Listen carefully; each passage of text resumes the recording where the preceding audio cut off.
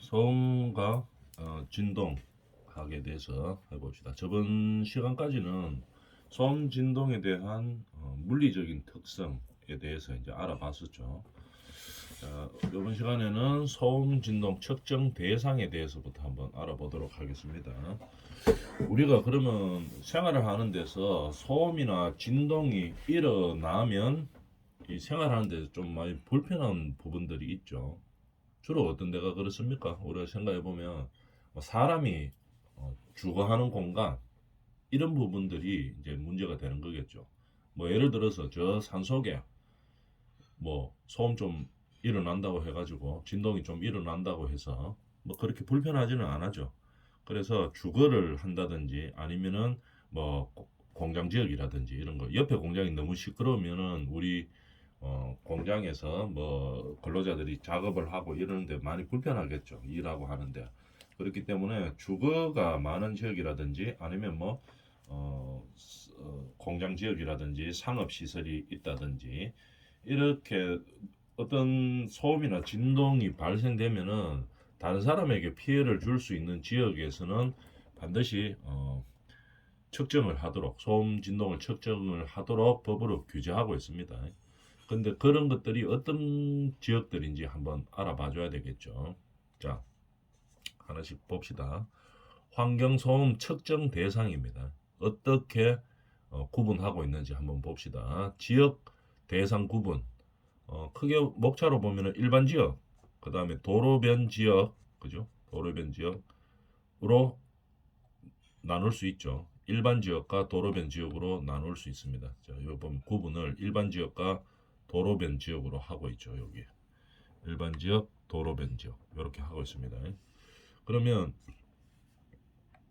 일반 지역에서는 또 어떻게 구분하고 있는가 하면은 가 지역, 나 지역, 다 지역, 라 가나다라로 지역 구분을 하고 있습니다. 일반 지역 중에서 그럼 가 지역에 해당되는 것은 도시 지역 중에 녹지 지역, 관리 지역 중에 보존 관리, 농림 지역 중에 보존 관리, 주거 지역 중 전용 주거 뭐 이렇게 쭉 나누고 있죠. 나 지역은 여기서 보면은 생산 관리 지역, 일반 주거 지역, 준주거 지역.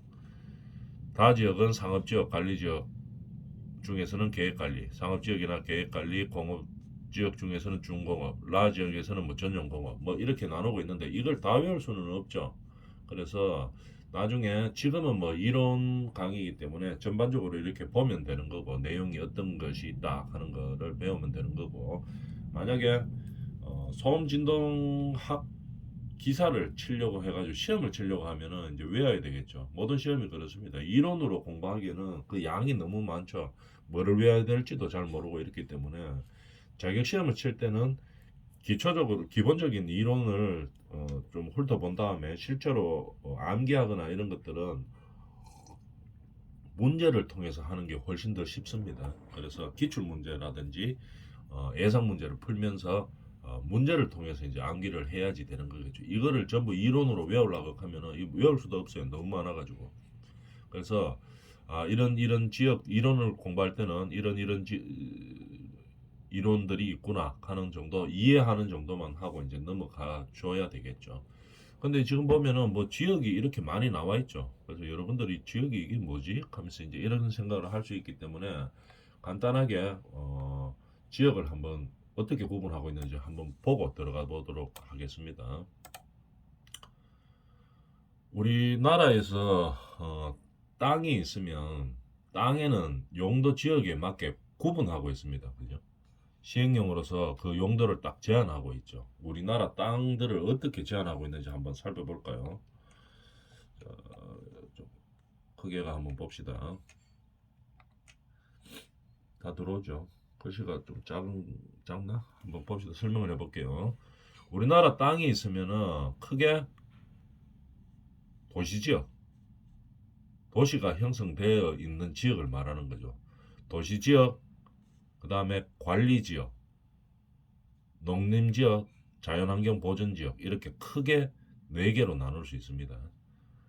도시지역과 그리고 도시가 형성되어 있는 지역들이 있죠. 보고 뭐 대도시 이런 건 다 도시가 형성되어 있죠.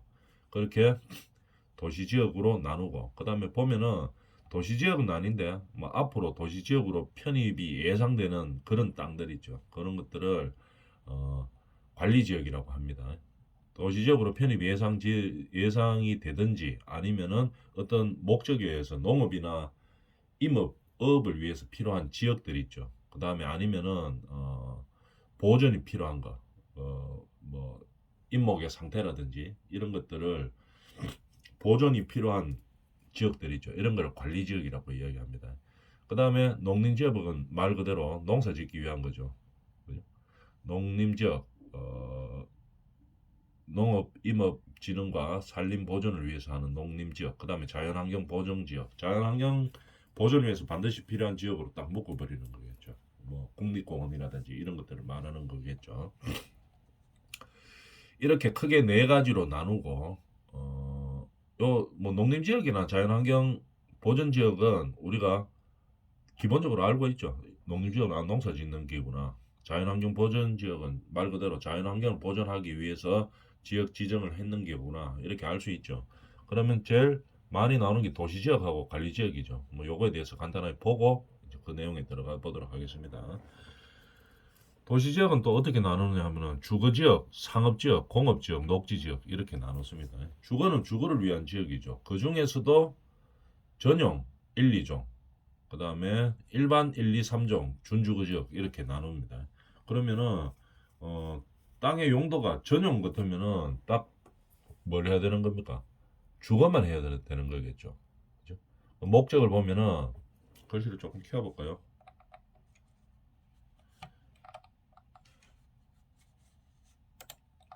글씨가 잘 안 보여서 조금 키워보겠습니다.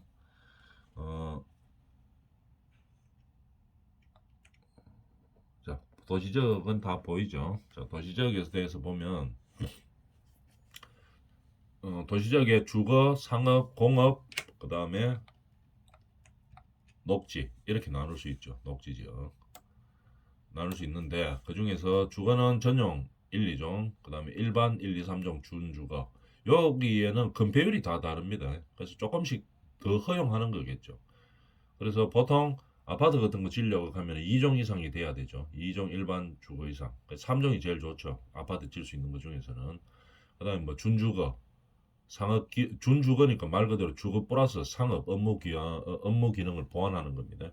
그래서 이렇게 이거는 건폐율이 좀 높죠. 그 예를 들어가 100평의 땅이 있으면은 한 층에 준주거 같으면 보통 한 70% 정도 질 수가 있는 거죠. 70평 정도. 뭐 일반 3종 같으면 용적률이 높은 거죠. 그래서 우리가 청수를 많이 질 수 있는 겁니다.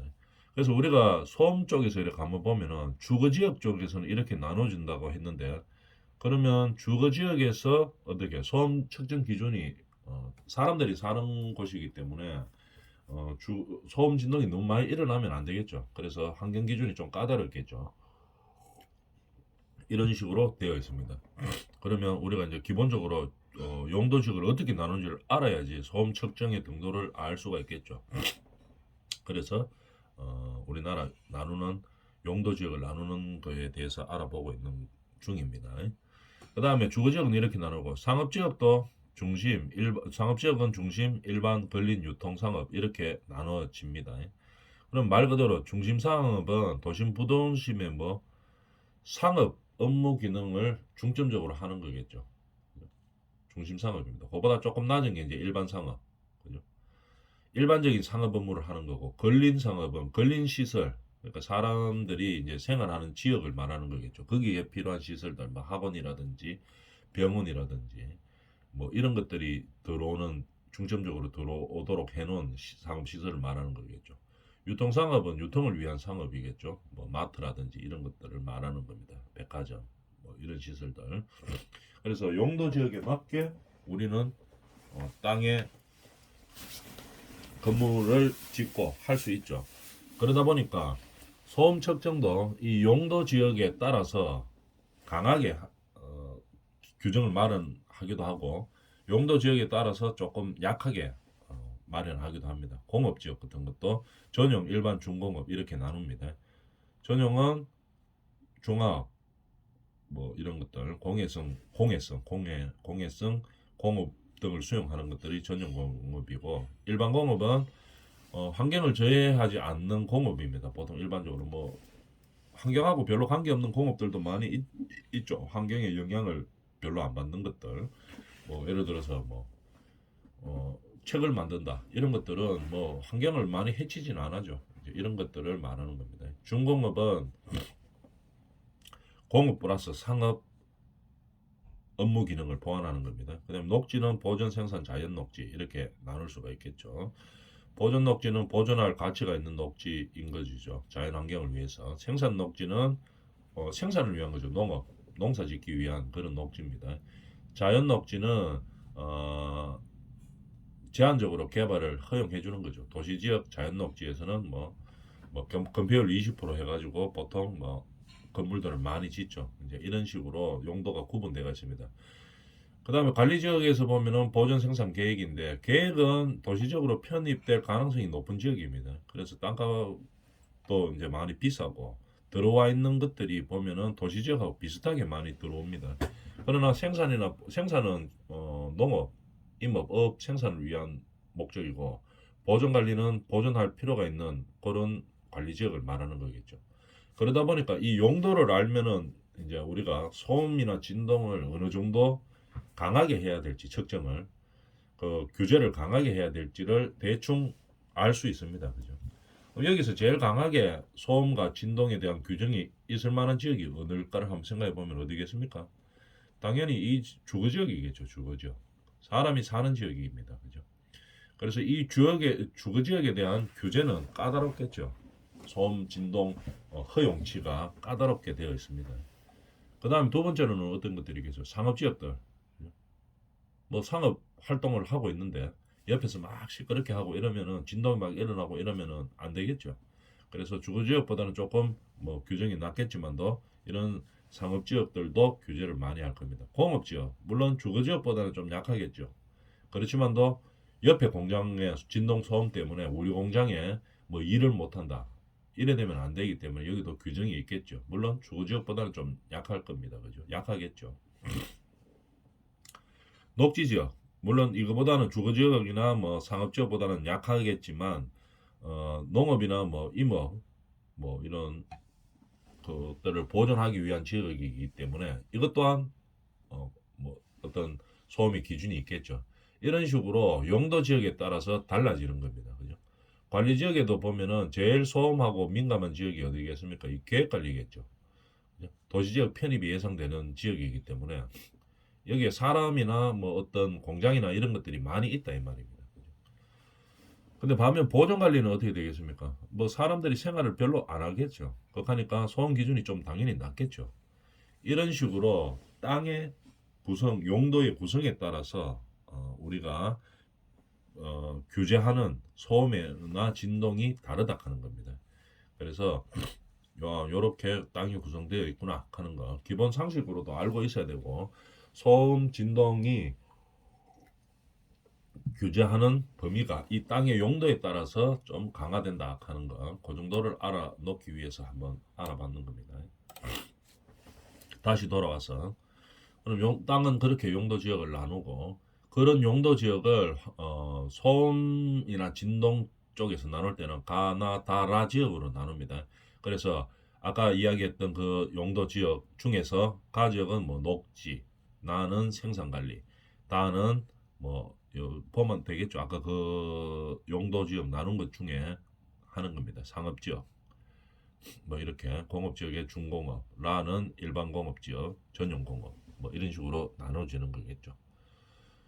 여기서 보면 녹지, 보전관리, 뭐 주거 지역 중 전용 주거, 그 다음에 여기는 생산관리, 일반 주거, 준주거 뭐 이렇게 되어 있습니다. 그래서 소음을 따라서 지역을 나눴죠. 요 지역에 따라서 우리가 허용치들이 있는 겁니다. 자, 일반 지역은 그렇게 나눴고 크게 일반 지역하고 도로변 지역으로 나누고 있죠. 도로변 지역은 일반 지역보다는 당연히 좀 더 소음이 많이 발생하죠. 그래서 조금 더 완화되어 있겠죠.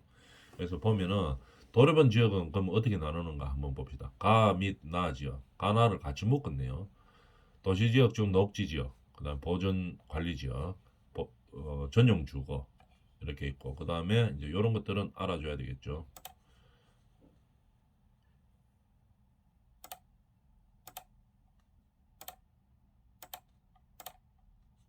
하면 의료법에 따른 종합병원의 부지 경계로부터 몇 미터 이래? 50m 이랍니다. 그죠? 시험 나오기 좋겠죠. 이렇게 외워줘야 되겠습니다. 의료법 종합병원일 때. 그 다음에 학교 부지 경계로부터 이것도 50m네요. 50m 이내죠. 도서관 조용해야 되겠죠. 소음이나 뭐 진동이 있으면 안 되겠죠. 그래서 공공도서관 부지 경계부터 이것도 50m네요. 다 50m네요. 50m 지역. 그 다음에 생산관리, 일반 주거, 준주거 이렇게 가나 지역으로 해당된다 이 말입니다. 다 지역은 뭐 상업지역, 계획관리, 중공업지역라는 일반공업지역, 전용공업 이렇게 나눈다 하는 거. 다는 못 외우니까 대충 흐름만 알아놓으면 되겠습니다.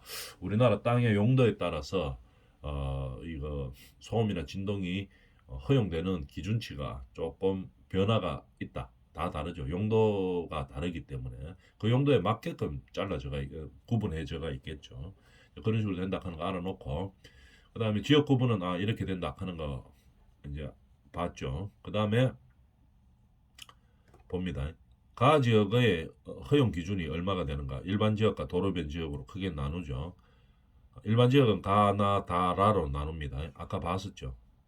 가는 기준이 50입니다. 50데시벨. 시간 따라 또 다릅니다. 6시부터 밤 10시까지. 그러니까 사람들이 주로 생활하는 시간대죠. 그죠? 생활하는 시간대에 소음이나 진동이 조금 더 많겠죠. 그래서 기준이 50데시벨입니다. 나는 55, 다는 65, 라는 70. 라가 제일 좀 허용이 되는 범위이네요. 그 다음에 밤에는 요거보다가 우리가 생활을 안 하기 때문에 보통 일반적으로 밤에는 생활을 안 하죠. 그래서 기준치가 조금 더 낮습니다. 그러고 자야 되고 이렇기 때문에 조금 더 낮죠. 40 지역별로 40, 45, 55, 65 뭐 이런 식으로 나눠진다는 얘기겠죠. 그 다음에 이거는 일반 지역이 얘기고 도로변 지역입니다. 조금 허용치가 조금 더 높겠죠. 왜냐하면 도로변은 당연히 좀 더 시끄럽기 때문에 가나 지역 같이 묶어 가지고 낮 시간 생활하는 낮 시간대 6시부터 밤 10시까지 65입니다. 65 단위로 올라가죠. 65데시벨. 그죠? 그다음에 다 지역은 70, 라는 75. 조금 더 시끄러워도 된다는 얘기겠죠. 조금 더 허용이 된다는 얘기입니다. 그러면은 가 지역에 가까울수록 어떻게 됩니까? 허용이 좀 더 많이 허용치가 조금 낮은 거죠. 좀 더 규제가 강화되어 있다는 말입니다. 그러니까 사람들이 좀 더 생활이 많다 이렇게 봐주면 되겠죠. 그 다음에 밤 시간대는 요거보다가 좀 낮습니다. 보면 10씩 낮죠. 대충 10이죠. 요거는 10 낮고 요것도 10 낮고 요것도 10 낮고 라지역은 이제 5만 낮네요. 요것도 10 낮고 10이 낮고 요거는 라지역은 5만 낮고 이렇게 됩니다. 그래서 이 환경 기준이 지역에 따라서 다르다 하는 거 허용치 그리고 지역 구분은 어떻게 한다 하는 것까지 알아봤습니다. 그 다음에 공장 소음 공장에 되면은 소음과 진동이 많이 일어나죠. 공장 일 경우에 그러면 공장 소음 진동 배출 측정 대상은 측정할 수 있는 대상이 있죠. 공장이 무조건 다 소음이나 진동을 측정하는 게 아니고 어느 규모 이상이 돼야지 측정을 하는 겁니다. 그러면 소음 배출 시설 측정 대상이 어떤 대상이 있나 한번 알아볼까요? 크게 뭐로 나누는지를 봅니다. 동력 기준으로 나누고 공장에는 동력이 다 있죠. 전기를 땡겨오는 동력이 다 있습니다. 그죠? 그럼 그 동력을 기준으로 해서 나눌 때가 있고 그 다음에 또 뭐로 나누는가 한번 볼까요? 쭉 보니까 동력으로 나누고 그 다음에 몇 대 기준, 대수 기준으로 나눌 때가 있습니다. 공장에. 그 다음에 그 밖의 시설 및 기계 기구 이거 이외에 그 밖의 시설입니다. 그 밖의 지금 했는 거 뭡니까? 동력 기준과 대수 기준 몇 대 대수 기준 이외에 다른 기계나 기구 기준 그 밖의 시설이나 기계나 기계 기준 그죠? 요럴 때는 어떤 기준에 따라서 하느냐 그렇게 알아놔주면 되겠습니다. 소음일 때, 소음 측정할 때 한번 봅시다. 크게 어떻게 한다고요? 다시 한번 정리해 보면 동력 기준으로 나누고 그 다음에 대수 기준 몇 대, 공장에 무슨 기계가 몇 대 이상이냐 그렇게 나누고 그 다음에 그 밖의 기준 동력이나 대수 말고 다른 기준으로 나눕니다. 이것도 마찬가지로 다 외울 수는 없죠. 그래서 눈으로 쭉 보고 있다가 아마 이해만 하고 시험 칠 때 그때는 문제를 통해서 잘 나오는 것들을 외워주면 되겠습니다. 자 보면 동력 기준 전체로 한번 쭉 볼까요? 공장에 들어오는 동력이 대충 7.5kg 이상이 많네요. 그 다음에 뒤쪽에서는 뭐 37.5 아니면은 22.5 아니면 뭐 15 뭐 이런 식으로 단위가 올라가네요. 7.5의 2배가 15죠. 15에 거기서 7.5배씩 올라가네요. 7.5, 그 다음에 15, 그 다음에 22.5, 그 다음에 뭐 30인데 30은 기준이 지금 있나 한번 보면은 없네요. 없고 그 다음에 바로 그 다음에 37.5, 7.5kW 단위로 이제 올라가는 상황이라 하는 걸 알 수 있겠죠. 7.5kg일 때는 어떤 것들이 있나 한번 봅시다. 압축기가 있을 때, 이 압축기가 7.5kg 킬로와트 이상의 동력을 사용할 때는 소음 측정 대상입니다. 왜냐하면 소음이 평균적으로 봤을 때 압축기를 썼을 때 7.5kW 이상 쓰면 소음이 많이 발생한다 하는 것을 우리가 통계적으로 알 수 있죠. 그래서 이 이상이 되는 압축기를 7.5kW 이상 되는 압축기를 쓸 때는 소음을 측정합니다. 대상이 되는 거예요. 그럼 그런 것들이 어떻게 있는가 한번 봅시다. 동력 기준으로 7.5kW 이상을 쓸 때는 압축기, 송풍기, 단조기, 금속 절단기, 그 다음에 유압식 이외 프레스죠, 그죠? 유압식 이외 프레스입니다. 7.5kW 이상의 유압식 이외의 프레스입니다. 그럼 유압식일 때는 어떻게? 22.5 이상의 유압 프레스. 그죠? 유압식 절곡기는 제외한다. 이렇게 되겠죠. 유압식 절곡기는 제외한다. 왜? 소리가 별로 안 나는다는 얘기겠죠. 그 다음에 유압식은 압력으로 하기 때문에 소리가 아무래도 좀 적습니다. 그래서 22.5kW 이상일 때 소음 측정이고, 그 다음 유압식 이외의 프레스는 소음이 좀 많이 발생하기 때문에 7.5kW 이상일 때는 소음 측정을 한다는 얘기겠죠. 그 다음에 7.5kW 계속 있죠. 탈사기 쭉 보면 됩니다. 분쇄기, 기계체, 그 다음 또 뭐 있나? 7.5. 7.5는 대충 7.5kW는 요 정도. 연탄 제조용 운전기 뭐 이런 것들. 요 정도 선에서 이제 우리가 소음 측정 대상이다 하는 거 알아놔 주면 되겠죠. 그 다음에 15kW 2배 되는 거는 뭐가 있습니까? 원심 분리기, 그 다음에 제재기, 목재 가공, 뭐 이런 것들. 그 다음에 콘크리트 관 파일의 제조, 콘크리트 관 또는 및 파일 이런 거 만드는 것도 15kW 이상이면 소음이 많이 발생한다고 통계적으로 알 수 있습니다. 그래서 이거 이상일 때는 측정한다 이 말이겠죠. 그 다음에 펌프 15kW 이상 이렇게 이제 된다 하는 거 알아주면 되겠죠. 그 다음에 22.5kW 조금 더 올라가네요. 뭐가 있나? 재분기. 그 다음에 뭐 도정시설, 우리가 벼 같은 거, 뭐 도정시설, 도정시설인데 그 중에는 어떻게 주거지역, 상업지역, 녹지지역에 있는 시설로 한정한다. 이렇게 딱 정해져가 있습니다. 국토법에 의해서 그렇게 되어 있죠. 그러니까 도정시설이 다른 지역에 있을 때는 22.5kW 이상이라도 할 필요 없다 이 말이겠죠. 산속에 도정시설이 있는데 뭐 할 필요 없겠죠. 이런 지역에서만 한다고 딱 정해져 있습니다. 그 다음에 22.5는 또 주조기계, 그 다음에 뭐 금속 가거용 인발기 이런 것들 있고 초지기 뭐 이런 것들. 그 다음에 이제 규정이 좀 더 높아지죠. 37.5kW 이상일 때는 뭡니까? 혼합기인데 콘크리트 플랜트, 아스팔트 플랜트 혼합기 이런 것들은 뭐 15kW 이상으로 합니다. 요건 좀 더 시끄럽다는 얘기겠죠. 그 다음에 뭐 있나? 공작기계, 그 다음에 인쇄기계, 뭐 압연기 이런 게 37.5kW 이상입니다. 그 다음에 성형기라든지 이런 것들이 우리가 알 수 있는 소음 측정의 규정이기죠. 다 외울 필요는 없습니다. 그냥 공장에서는 어떻게 동력 기준과 대수 기준으로 한다 하더라. 근데 대충 어떻게 몇 킬로와트 이상 쓰면 된다. 요 정도까지만 알아놔주면 되겠습니다.